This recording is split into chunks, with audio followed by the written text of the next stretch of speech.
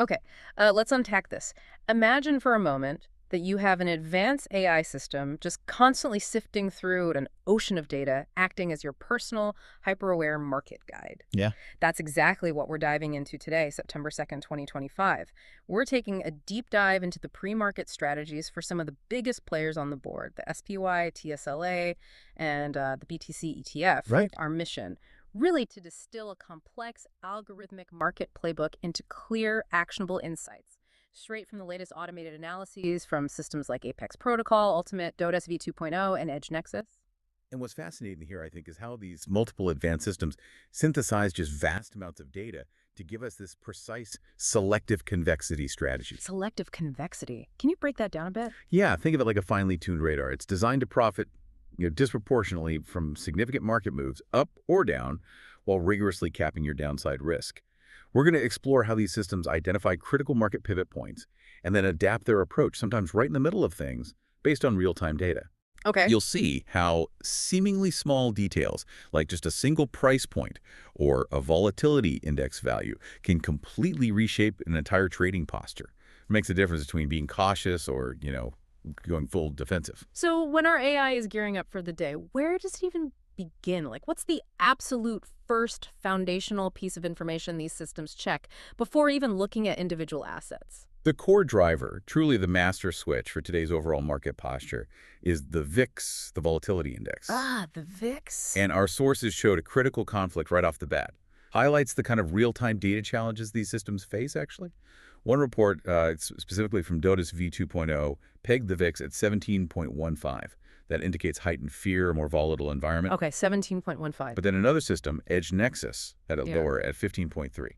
Wow, that VIX discrepancy is significant. I mean, given these systems are built for precision, how do they reconcile such a fundamental difference? Isn't there a risk of, one system's lag overriding a more accurate read? Yeah, that's a great point. It comes down to a fundamental operating principle, the global priority override. Okay. This basically ensures that the freshest chart at decision time wins out. This is critical because if you're using outdated VIX data, it's like trying to navigate rush hour traffic with last week's map. You're just asking for trouble. Hmm. So whichever VIX level is confirmed as the most current, right before the market open, that's the one that branches the entire playbook, dictates the total options exposure. So it's like a fork in the road right at the start. Exactly. It's a binary choice with Yeah. pretty profound implications. Think of it like a market traffic light. If VIX is below 16.5, it signals controlled fragility. That's kind of a green light for cautious engagement. Your options exposure is capped at 10%, and there's no immediate need for broad volatility hedges like UVXY calls. Got it. Cautious green light. But if the VIX hits 16.5 or higher, that light immediately shifts to amber, defensive mode. Your exposure limits rise slightly, up to 15%.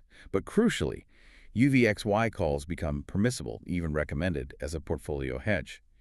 It's really a toggle between playing light and arming your full defenses, all based on that single pivotal number. So that one number carries immense weight. But, with such a critical binary decision point, what prevents the system from flip-flopping if the VIX is just bouncing around 16.5? That could lead to whipsaws, right? That's a really good question. And it's addressed by looking for confirmation, usually over a specific time window, maybe 5 to 15 minutes, before a complete posture shift gets locked in. Oh, fair. The system waits for sustained VIX readings above or below that threshold. It doesn't react to just fleeting ticks. It needs confirmation. That makes sense. Okay, so that single VIX number acts like the market's pulse, setting the day's fundamental rhythm. But how does our AI conductor then orchestrate the individual instruments? Let's pivot now from the broad market sentiment to the specific playbooks for our key assets, starting with SPY, our market anchor. What's its unique role and strategy today? All right, SPY. It's categorized as anchor fragility for today. Anchor fragility. Yeah, meaning the systems see it as the main market barometer, but one that's currently in a vulnerable state. So it prompts a decidedly cautious, downside-focused approach. Its prior day close was $648.92. But pre-market today, September 2nd, the systems are showing it around $641.68 based on the latest MarketWatch data. Okay, so down quite a bit pre-market. Exactly. The analysis highlights that SPY is currently below a critical $648 level, with potential to retrace down to $630 support. So the primary strategy, it focuses on buying puts.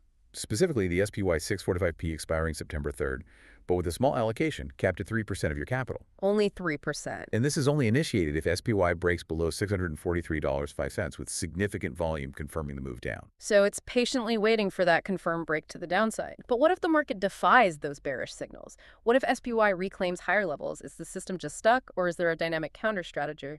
Oh, absolutely not static. No, that's where the dual cycle logic comes in. Yeah. It's a core part of this whole selective convexity approach. Dual cycle logic. Yeah. If SPY reclaims $648 with strong positive flow, and by that, the systems mean sustained buying pressure, confirmed by high volume upticks over several minutes, then the contingency is a scalp call, Ah, okay. using the SPY 648C with an even smaller allocation capped at just 2%. It ensures you're prepared for both scenarios, but always based on clear, confirmed price action, not just a feeling. Got it. Confirmation is key. Now, if SPY is our market anchor, often moving steadily, then TSLA. Well, TSLA is certainly the amplifier, known for its dramatic swings. Definitely. How does our AI guide account for this inherent volatility, especially after setting that broader VIX stance? What's the specific playbook for TSLA today? Right, TSLA. Currently pre-market at $333.86. It's seen as having a cliff edge trigger. Cliff edge trigger. Yeah. Sounds risky. It means the systems are extremely cautious here. While yes, there are bullish catalysts like Aerobotics progress and maybe Master Plan 4 anticipation. Right. There's also acknowledged sales weakness being reported. So the strategy is very clear. Puts. Specifically the TSLA 330P expiring September 6th. These are initiated with a 5 to 7% allocation, but only if TSLA breaches $335 with expanding volume. Expanding volume. What does that look like? It means consistently higher trade volume accompanying that price decline. It signals conviction in the downward move. And this is a hard rule. No TSLA puts without a confirmed 335 break. It's not about guessing. It's about reacting to that precise confirmed trigger. That's a remarkably strict condition. Does this cliff edge trigger mean the system is almost entirely biased short on TSLA today, or is there an equally stringent upside plan? There is an upside contingency, yes, but it maintains that same discipline. A contingency call, maybe a TSLA 340C or even a 3550C, is considered if it reclaims $340, but again, only with confirmed positive flow. Okay. The key with TSLA is really its amplification factor. Its moves can be so large, right? So precision on entry and confirmation is just paramount. You want to harness that volatility, not get burned by it. Makes sense. Okay, now for the gatekeeper, the BTC ETF. This is where things got really interesting this morning, from what I understand. Oh, yeah. I heard its recovery caused a fundamental pivot, a complete recalibration of the entire defensive stack. How did its comeback actually change the game from what the systems initially expected? This is a perfect example of how truly dynamic and adaptive these systems are. Really fascinating. Initially, the outlook had BTC as part of a triple fragility stack, right alongside SPY and TSLA. Triple fragility. Wow. Yeah, which meant the systems were bracing for a much more aggressive defensive posture across the board, basically assuming broader market weakness. However, its recovery became this fundamental pivot point. With spot BTC now back above $110,000 and the BTC ETF holding above $48 pre-market, showing it at $48.80, the systems dramatically pivoted, just turned away from that initial defensive stance. So if BTC's recovery was such a strong pivot, what does this mean for trading BTC today? Does it just completely cancel any previous bearish outlook? Exactly. It means puts are canceled for BTC, at least while it holds these crucial levels. Okay. The bias entirely shifts to a neutral bullish contingency. So if the BTC ETF holds above $48 for, say, 30 to 60 minutes after the open, and does so with rising volume. Right, that confirmation again? Right. Then a small call position, specifically the BTC 48C expiring September 13th, is considered, capped at 2%. Puts are only rearmed for BTC if the ETF drops back below $47.05, or if spot BTC falls below $110,000 with clear downside momentum. It just highlights the fluidity. A single asset's move can unravel or rewrite a big chunk of the day's playbook in minutes. This sounds like an incredibly disciplined approach. It's not just about finding opportunities, but really about rigorous protection. What are the hard rules on risk management that underpin this whole selective convexity playbook, regardless of the VIX or the specific asset? Yeah, risk control is absolutely paramount. It's just built into the DNA of these systems. Yeah. Regardless of the VIX level or the specific asset, a rigorous per-position stop loss is implemented. And this isn't optional. It means a negative 25% trim on a losing position you cut back to manage risk, and then a negative 40% hard exit. No questions asked. You're just out of that position completely. Hard exit at -40. Clear. And for very short-term options, especially those expiring the same day, the 0 DTEs, there's an even stricter cap. Only 3% total exposure at any time emphasizes extreme caution with those high decay, high volatility instruments. Right. And what about portfolio-wide protection, especially when volatility isn't just a threat, but an active force in the market? How do these systems proactively arm themselves against broader market downturns? That's where the VIX-based hedging comes in. It acts as a really crucial line of defense. If the VIX is at or above that 16.5 level we talked about, Yeah. UVXY calls are automatically used as a hedge against broader market downturns. And the allocation isn't static. It's scaled up based on the VIX level itself. Starts at 0.25% of capital at 16.5, increases to 0.35% if VIX hits 17, and can go up to 0.50% if VIX reaches 20. So it scales with the perceived risk. Exactly. But there's also an ultimate kill switch for really extreme conditions. If SPY breaks below $640 and the VIX simultaneously spikes above 18, that triggers a force flatten protocol. Force flatten. Yeah, it's a full de-risking measure. All positions are exited immediately, no exceptions. Protects capital in severe unexpected downturns. It's basically the market's equivalent of hitting the emergency brake. Wow. Okay, so we've seen the VIX set the stage, the specific asset plays unfold with their triggers and contingencies, and this really stringent risk management framework. What does this all mean for the mindset when approaching such a dynamic day?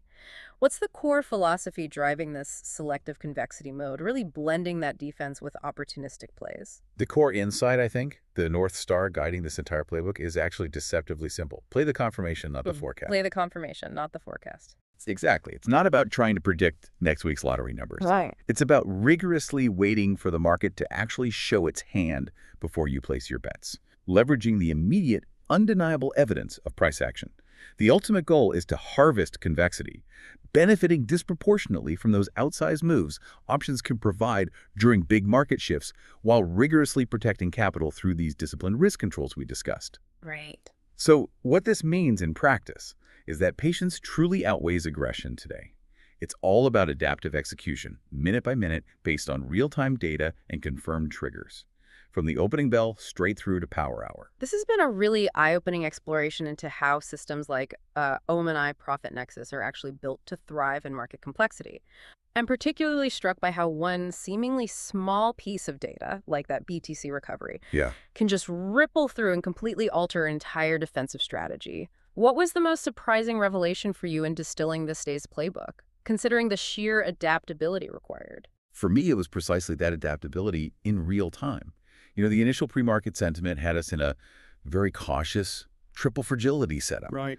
And to see that entire posture reverse so dramatically, pivoting from planning aggressive puts to neutral or even bullish contingencies, all triggered by one asset's price action.